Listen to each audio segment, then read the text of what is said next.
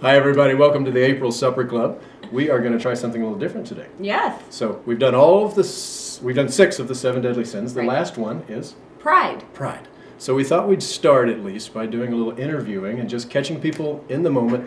What did they think of when they hear that word pride? The sin of pride. It's a tricky one. It is tricky. We started to think about how to do this, and We said, let's not just sit on a we need the couch and wisdom of the talk. group. Yeah. So we're starting Ready? here. All Here right. we go. Here we go. Introduce it. Hi, this interview is going to be of our executive director, Angela Cummins. Angela, we have a quick question for you. We're doing the sin of pride for the last of our 7 deadly sins. When you think of the word pride or the sin of pride, what comes to your mind? A rainbow. Keep going. I don't think of it as being a sin at all. Oh, say Okay. more about that. Just that it's a God-given option to showcase your ethics and values. Wow. Very nice. How's that? Okay. Okay. All How's that, right. pastors? It might be usable. All right. All right. Thanks. For a teachable moment. Yes, it was a teachable moment. you. Thank you. All right. Now we're here with Sandy Prouty, our Minister of Children and Families. Sandy, one quick question. That's all it is. Okay. When you hear the word pride, what do you think of? How would you define it? What do you think of? What is it?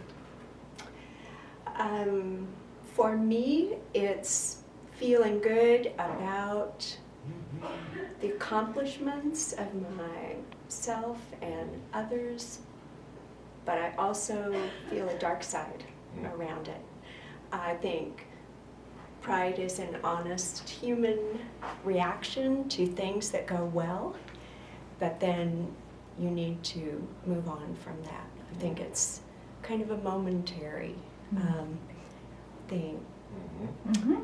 Good. So the sin of pride, because we're talking about the 7 deadly sins, the sin of pride would be? For me, it would be leading with that feeling into other situations that might not be appropriate to the people around you or the setting or your place within a group. It might block interactions or the group productivity because you've come in with this thought of your accomplishments rather than just joining the group as a person. Great. Thank you. Thank you That's all it very is. much. Perfect. So we are here and we're still doing these interviews of our staff asking about the 7th deadly sin of pride. This is our one of our sextons, Stuart. And Stuart, I know you don't know what we're doing, but we're asking you. I know, isn't it great? No one did, so you're in good company. So we're just asking, when you hear the word pride or the term pride, what does that mean to you? First thing that comes to my mind is ego, kind of sliding in. Mm-hmm. And it's like, I'm more important than, and the cause basically. Sure. The cause I think is much more important than pride. But yeah, I know I can feel it sliding every once in a while. It's like, oh yeah, so. More than the cause. So a bigger, Yeah, something bigger than you. Yeah, actually, I think pride is kind of the opposite of humility. We're Right. not thinking any less of myself, but thinking of myself less is what I like to think of. Wow. Yeah, that's Stuart, great thank line. you. That's awesome. It's perfect. I think we can just call it scene. We're done. Okay. Thanks, Stuart. No Thanks. problem. Yay. Doesn't mean I have to use it. Okay. All right, here we are with Dan Gasser, our Director of Finance. Dan, one question. We're doing Supper Club videos, and this is we're doing the 7 deadly sins. We're on the last sin, which is pride. All right. So when you think of the word pride, what comes to mind? What is it? Oh boy. No wrong answer. Just I'm not what gonna is it? do this. What's pride? What is it? Oh. What do you think of? Who do you think of? Can I have another one? It's the only one left. It's the only one left. It's hard, isn't it? It's a tricky Yeah, one. It's a tricky one. it is. We've been wrestling with it. It's a tough one. So do you ever feel prideful? Do you ever Guilty of the sin of pride? With your drumming, maybe? Yeah, that's where I'm going. I'm thinking of drumming. Mm-hmm. And when I work on something, I mean, I'm confident when I play it and I build it up to the speed it needs to be. Uh-huh. Am I proud about it? Really prideful?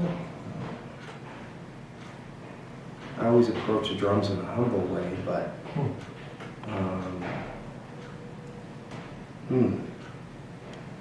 Why do you approach it in a humble way? the drums? Yeah. I guess just out of the long history and of the really great drummers, and just kind of bring that. So a respect for the tradition Respect for the keeps you tradition. humble. Keeps me humble. But prideful, Yeah, it's tough. yeah, that's a tough one. All right. All right. Thank you. Don't. That's all we need. All right, and we're with Nancy Tuma, our, what are we calling you these days, Nancy? Our I'm the assistant quasi-intern. Sherry's right Right, hand. there you go. So a lot of you guys know Nancy, especially if you have kids in the youth group. Yep. Nancy, question for you. Pressure's on since you are now theologically trained and looking for a job as a minister somewhere. Pride, 7 deadly sins. The last one is pride. Okay. All right. When it just really no wrong answer. What comes to mind when you think of that word? And the sin of pride. Yeah. I think pride is when you take being proud of yourself, full of yourself, to an extreme, and you go to that space where no, you don't need God, but you don't need anyone else either. You just it's hey, I can do it. I'm all that. I'm cool. Yeah. Yeah. Perfect. Good. So you don't need God or others. I like that. Yeah, I think you're kind of the lone wolf, and Yeah. I can do it all. Do you feel Overfull. prideful? Do you feel like you're ever guilty of the sin of pride, or do you feel no, not really? That one's not for me. That's probably not my greatest sin that I have. We should She have has many. We should have asked things. I have many other things that, and it's not that sometimes I probably do not catch myself. I think we all can, and Yes. because that could be part of the sin. Going, oh no, I never do that. Right. Right, I am so humble. So humble. It's unbelievable. But no, I have some of those 7 deadlies that Some are of the others much a little higher. higher. Okay. Good to know. Good to know. Thank you, Nancy. Thank you. All right. All right, we're with Sherry Fry, our associate pastor. And Sherry, we're asking every person on staff a question because we're finishing out the 7 deadly sins for the Supper Club. And this is the final one, and it's really tricky. So when you think of the term pride, or the concept of pride, how do you define it? Well, let me tell you, I You can think, talk to us. No, you can I think, Or the camera. Either way. good, thank you. Ignore him. I think, let's see, pride is Nancy's laughing. Pride is a feeling you get when you've done something really well, when you're proud of something, or maybe you're proud of somebody else who's done something that's close to you, and that seems like a good thing. Not But pardon me? Not a sin. Not a sin. Yeah. But then I think it's easily interpreted as the opposite of sort of humility. And so that I think in the Bible God does not like pride. I don't think God enjoys prideful people, because I think it's a slippery slope that you can move into a space of being maybe, I guess I would think, too full of yourself, too you're placing you and your importance, then it slips into that, versus just feeling really good about maybe an accomplishment. Then it lends itself to being something.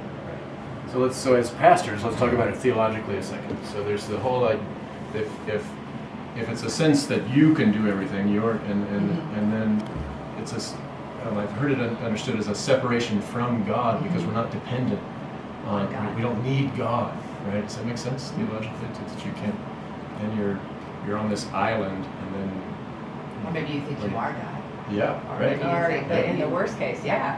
Right.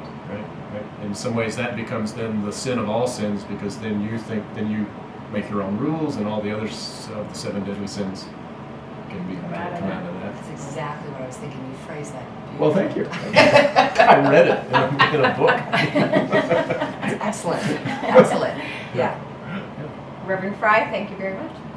Thank you. Very good. All right, All right, we are back from interviewing the staff about the last of our 7 deadly sins, the sin of pride. And the reason we did interviews is because it is a difficult concept to articulate, the sin of pride. We live in a tension of self-esteem, feeling good. We teach our children to feel good about themselves. Teachers are teaching children about self-respect.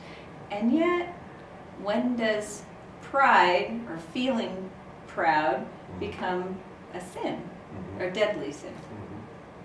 When does it? Well, I'm thinking, what I heard in the interviews, one of the things I heard in the interviews was the sense of an inflated sense of self, or the ego is bigger than it should be. So it seems like that one of the correctives to the sin of pride would be having an honest estimation of yourself, a fair estimation of yourself, that you're not, as a friend of mine says, her mom always told her, you're special, but you're not that special. And what about you? Well, there's one of the articles we read broke it into 3 different kinds of pride, and I really got something out of that. So there's the pride of appearance, so the vanity, right? I don't know what you mean. There's pride of appearance. There's pride of power, so just enjoying having power over people. I don't want to get political, but I mean it's Get just political. so obvious. Well, right now probably all of our presidential candidates in different ways probably are at least tempted for that, but particularly Donald Trump these days just almost feels like the poster child for this kind of embodiment of power and pride, arrogance, a little too far, right? Conceit. Yep. A little too far. Yeah, just a little bit. Go ahead. And then what's the third one? So we got appearance, power, and then virtue is this pride of almost, this is kind of the spiritual sin of it, the sense of or moral superiority.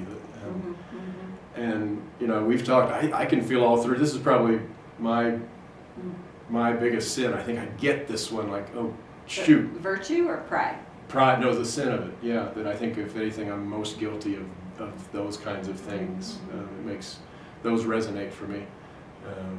So this has been a helpful one because it's almost a blind spot, I think. Right. Maybe that's why it's so hard to define it, because because we're guilty. Because we live it. My pastors would want Well, yeah. to get up in front of people. Right, and for me, that the nuance of pride, the temptation to attention, because it's easy to want it, it's easy to measure yourself by it. So if you don't get it or you give negative feedback, you feel really bad about yourself. If you get positive feedback, you feel good about yourself. So the pride is determined by how others are estimating you Instead in the of your world. relationship with God, for example. There's an example. Yeah. A theological example. Grounding yourself in that relationship and getting your self-worth out of that instead of those relationships. And we also talked about the importance of if you can be self-awareness has something to do with this. So I might have a feeling of pride about something, Right.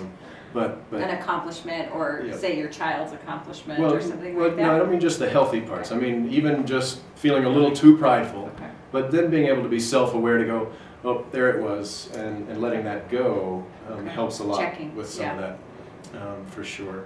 And then the last thing, the thing we talked about was one of the real correctives for this is when limits are forced upon you. So through suffering, when something happens in your life, tragedy. This is the real teacher that we do. We're not God. We're not. We don't have. We're not all powerful. Control of our lives. All those things. It's too bad we don't learn it a different way, but that's often what teaches us. That's right. All right, so that's the end of our 7 months, our 7 deadly sins, the supper clubs. I think it's worked well. I've learned a lot. Have you? It's been really fun. I think so too. And we hope you've had fun too. So have a good night. Talk about pride and how you think about it. All right. Good night. Good night.